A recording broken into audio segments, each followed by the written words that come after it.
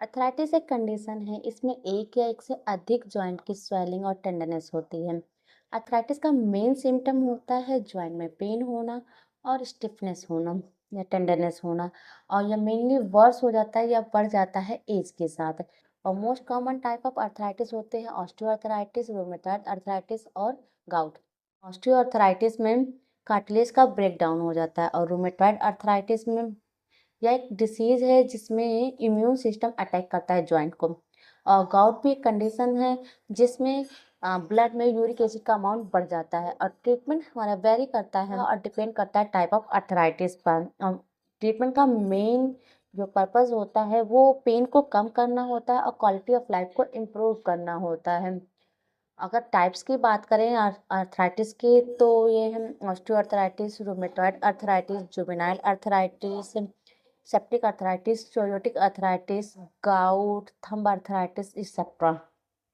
Sign and symptoms की बात करें तो इसमें जॉइंट में पेन होना होता है, रेडनेस, स्टिफनेस और रेंज ऑफ मोशन हो जाना, स्वेलिंग होना, मसल स्ट्रेंथ कम होना, जॉइंट में डिफॉर्मिटी पाना एक्सेट्रा। कॉज तो कॉमन टाइप होते हैं ऑस्टियोआर्थराइटिस, रूमेटॉइड अर्थराइटिस। तो ऑस्टियोआर्थराइटिस में क्या होता है, कार्टिलेज की ब्रेकडाउन होता है, कार्टिलेज का टियर होता है वेयर एंड टियर के कारण। ये वेयर एंड टियर जो होता है कई सालों में डेवलप होता है। यह इंजरी की वजह से हो सकता है, इन्फेक्शन की वजह से हो सकता है, बोन जो ऑस्टियोआर्थराइटिस में बोन होता है उनमें चेंजेस होने की वजह से हो सकता है, या कार्टिलेज के डिटोरिएशन के कारण हो सकता है।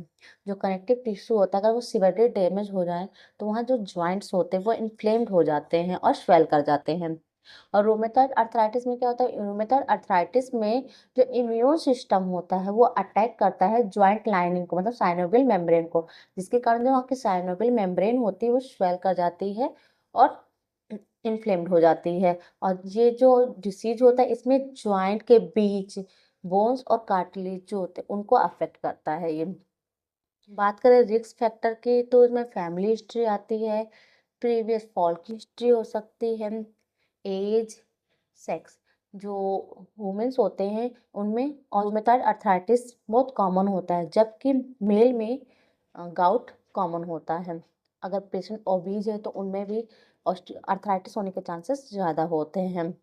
कॉम्प्लिकेशन की बात करें तो अगर अर्थराइटिस सीवियरली है तो उस केस में जो हमारी क्वालिटी ऑफ लाइफ होती है वो डिफ़िकल्ट हो जाती है, वॉकिंग डिफ़िकल्ट हो जाती है, जॉइंट में चेंजेस होने की वजह से, जॉइंट के अलाइनमेंट चेंज होने की वजह से जॉइंट में डिफ़ॉर्मिटी आ जाती है। डायग्नोसिस के लिए हम फिजिकल एग्जामिनेशन करते हैं। फिजिकल एग्जामिनेशन में रेंज ऑफ मोशन चेक की जाती है, मसल स्ट्रेंथ चेक किया जाता है, और एक्सरे करा सकते हैं हम। इसका सीटी, एमआरआई हो गया, अल्ट्रासाउंड हो गया, और ब्लड टेस्ट। इस ट्रीटमेंट में पेशेंट को नशेट्स एडवाइस करते हैं, कॉर्टिकोस्टेरॉइड हो गए, disease modified anti rheumatic drugs दिया जाता है।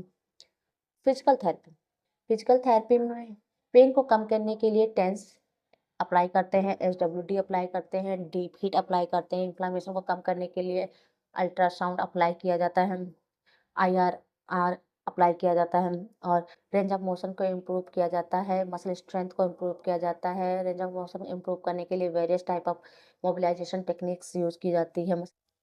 बैलेंस और कोऑर्डिनेशन को भी इम्प्रूव किया जाता है। लास्ट में अगर कन्जर्वेटिव ट्रीटमेंट से इफेक्ट नहीं मिलता है तो पर्टिकुलर जॉइंट की सर्जरी की जाती है। Thank you.